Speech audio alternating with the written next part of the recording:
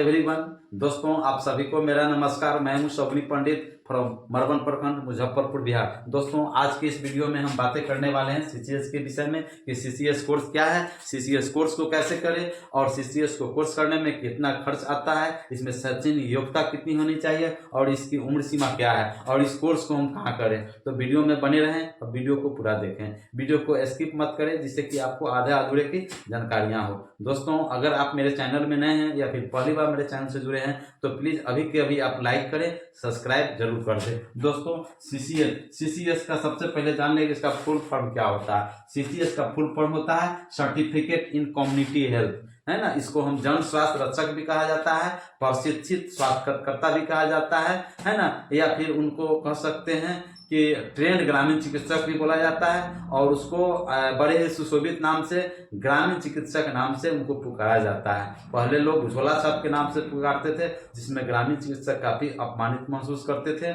आज ग्रामीण चिकित्सकों को सम्मान मिला है जो यह श्रेय माननीय मुख्यमंत्री नीतीश कुमार की ओर जाता है, क्योंकि भारत में बिहार ही एक ऐसा प्रदेश है जहां की जो बिहार सरकार के जो मुख्यमंत्री नीतीश कुमार ने एक मुहिम चला करके वर्ष 2015-2016 के आसपास में जो अनट्रेंड ग्रामीण चिकित्सक है जिनको हम झोला छाप कहते हैं उनको राष्ट्र स्वास्थ्य समिति और एनआईवीएस के संयुक्त तत्वाधान में एक ट्रेनिंग दिलाई, एक वर्षीय सर्टिफिकेट कोर्स कराई जिसको हम सीसीएस कोर्स करते हैं, सर्टिफिकेट इन कम्युनिटी हेल्थ करते हैं। तो पहले हम जानते हैं कि इसको कोर्स करने के लिए क्या क्या इसमें व्यवधान है, उस पर हम जानते हैं। दोस्तों आपने नाम सुना होगा NIOS,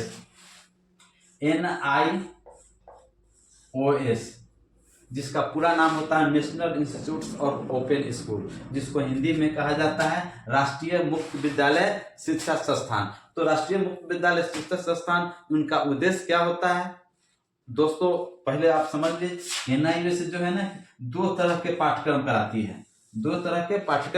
है, जिसका पहला होता है पाठ्यक्रम एजुकेशन लेवल पर कार्य करती है, एजुकेशन, और दूसरा होता है दोस्तों वोकेशनल। ठीक है, तो एजुकेशन लेवल में क्या हो जाता है, मैट्रिक कर लीजिए, मैट्रिक हो गया, उसके बाद आपका हो गया 10+2 हो गया, इसके आगे भी है कहिए।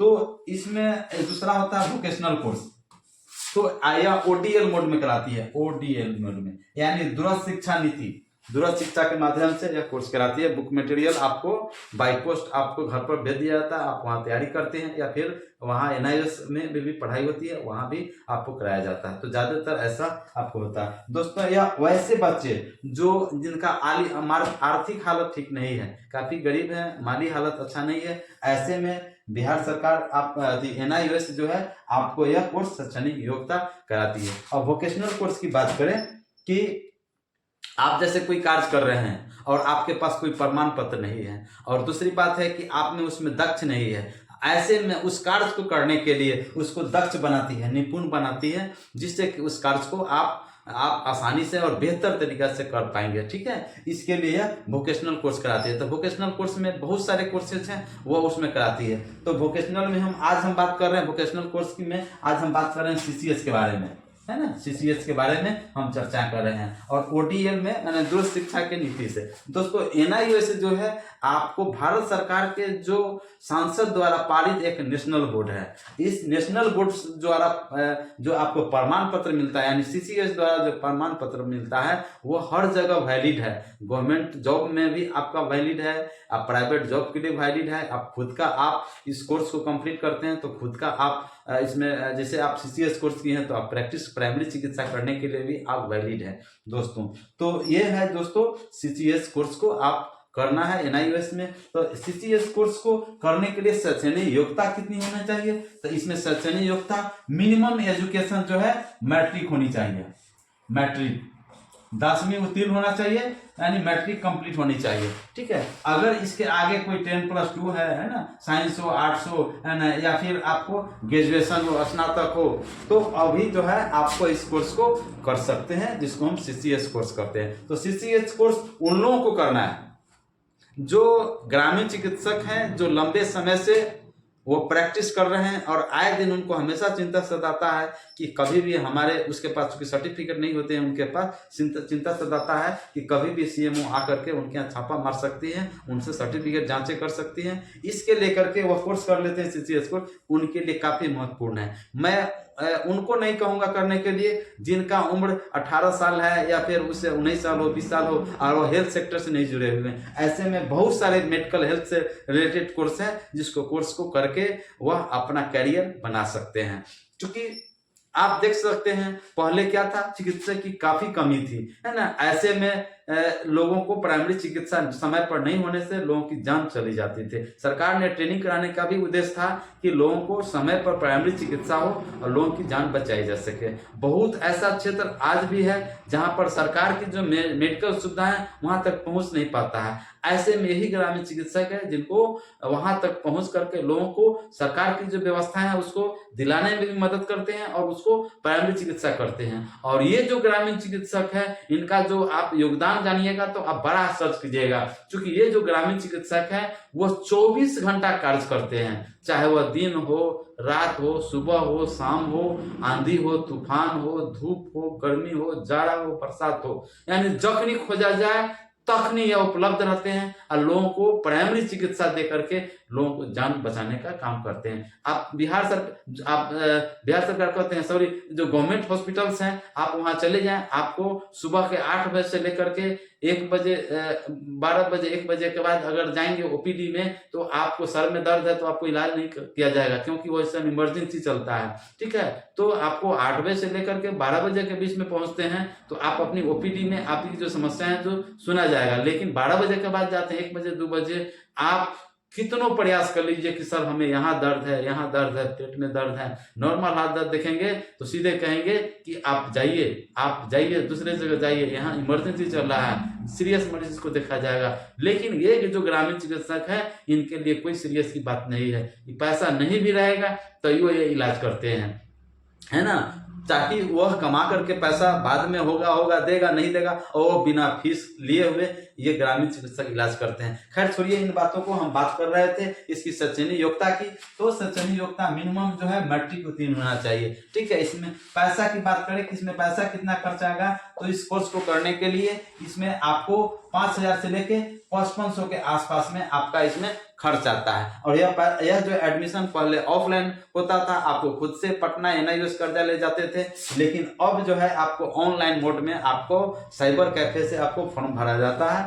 फॉर्म भरने के बाद जब सक्सेस होता है तो उसका मैसेज आता है कि आपका जो रजिस्ट्रेशन सक्सेसफुल हुआ। और इस कोर्स को करने में जो खर्च है जो 5500 आता है। ठीक है, इसमें सबसे मूल बात है कि आपको एक्सपीरियंस सर्टिफिकेट भी आपको शो करना पड़ता है, जो आपको कम से कम 5 साल से अधिक का अनुभव का जो प्रमाण पत्र है, यानी जिस अस्पतालों में आपने ड्यूटी किया, आपने सीखा, वहां के जो चिकित्सक है आपको अपने लेटर पैड पर लिखते हैं कि आप मेरे यहाँ इतना दिनों से आपने कार्य किया है, आपका कार्य कुशल है। इस तरह से वो एक्सपीरियंस सर्टिफिकेट आपको प्रोवाइड करते हैं। और इसमें एडमिशन के समय आपका जो ये जो प्रमाण पत्र होता है, आपका जो एक्सपीरियंस सर्टिफिकेट है वह सबमिट करना होता है। और बाद बाकी जो अभी आपका बायोडाटा है, जो भी आपका आधार कार्ड हो गया, पैन कार्ड हो गया, है ना, इस तरह से जो भी जो रिक्वायरमेंट है आपसे मांग कर किया जाता है और आपका उसमें एडमिशन हो जाता है। जब आपका एडमिशन होता है तो आपको क्या होता है कि आपका जो है ना कुछ दिनों के बाद आपका बुक मटेरियल आपको बाय पोस्ट आपको भेजा जाता है कि आप खुद से पढ़ना है, खुद से तैयारी करना है। बहुत ही सरल और बहुत ही इजी भाषा में उसमें समझाया रहता है, जिसको आपको खुद से पढ़ के तैयारी कर सकते हैं। जैसा कि आपने देखा होगा, सुना होगा, फर्स्ट बैच में लगभग 50,000 ग्रामीण चिकित्सकों ने फॉर्म एडमिशन लिए थे NIOS में, जिसमें लोग पास किए। चूंकि जिस समय उनका ट्रेनिंग का समय था उस समय कोविड-19 जैसे बहुत ही महामारी चल रही थी, क्राइसिस थी। ऐसे हालत में खुद से ग्रामीण चिकित्सकों ने अपने घर पर रह करके तैयारी की है और वो परीक्षा में पास भी हुए, उत्तीर्ण हुए, अच्छे नंबर से पास किए। तो इसमें ये होता है। ठीक है, और सबसे ये जो है आपका जो बुक मटेरियल होता है या ODL, आपको मैंने याद होगा कि इसमें आपको जो कुछ ऐसा कोड होता है जो आपको ये जो टीवी जो लगा रहता है, टीवी के माध्यम से कुछ चैनल पर भी प्रसारित हुआ था और वहां भी ट्रेनिंग आपको दिया गया था कि कैसे आपको बीमारियों से प्रिवेंट करना है, कौन से बीमारी को कैसे पहचानना है। सारी डिटेल्स आपको इस टीवी के माध्यम, चैनल के माध्यम से ट्रेनिंग भी ग्रामीण चिकित्सकों को देने का कार्य हुआ था। तो ये जो अब हम बात करें कि CCS कोर्स करके क्या आप क्लिनिक खोल सकते हैं, क्या आपको लाइसेंस मिल जाता है, क्या आप हॉस्पिटल खोल सकते हैं, क्या CMO आपको छापा मारे नहीं मारेगी, आज की इस वीडियो में मैं भी बताऊंगा। तो दोस्तों एक बार मैं आपसे कहूंगा कि अगर आप मेरे चैनल में नए हैं या फिर पहली बार मेरे चैनल से जुड़े हैं तो प्लीज़ अभी आप लाइक जरूर करें, सब्सक्राइब जरूर करें और कमेंट्स में आप कुछ लिखें, जिससे कि मैं उस कमेंट्स को जरूर देखता हूँ, जरूर पढ़ता हूँ, जिससे कि मेरा हौसला अफजाई हो और इससे भी नई नई जानकारियां मैं आपके बीच आऊं और मैं आपको शेयर करूं। तो दोस्तों तो ये जो सर्टिफिकेट आपको मिलेगा, तो ये सर्टिफिकेट के आधार पर आप अपने नाम के आगे डॉक्टर्स नहीं लगा सकते हैं और आप खुल करके प्रैक्टिस नहीं कर सकते हैं। ओनली प्राइमरी चिकित्सा, ओनली प्राइमरी चिकित्सा।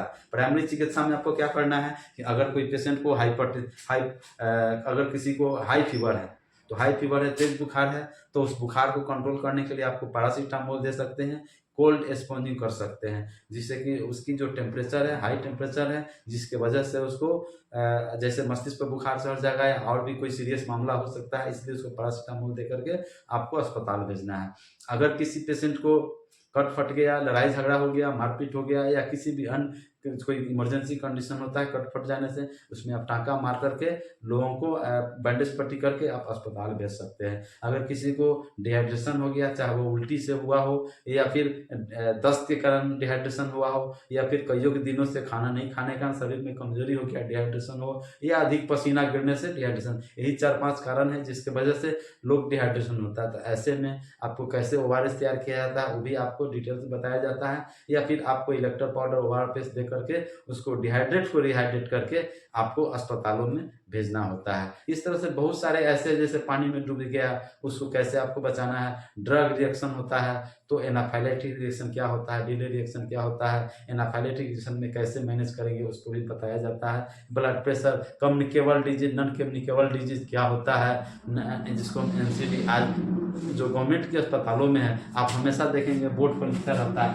NCD, यानी कि नॉन कम्युनिकेबल डिजीज, यानी गैर संचारी रोग।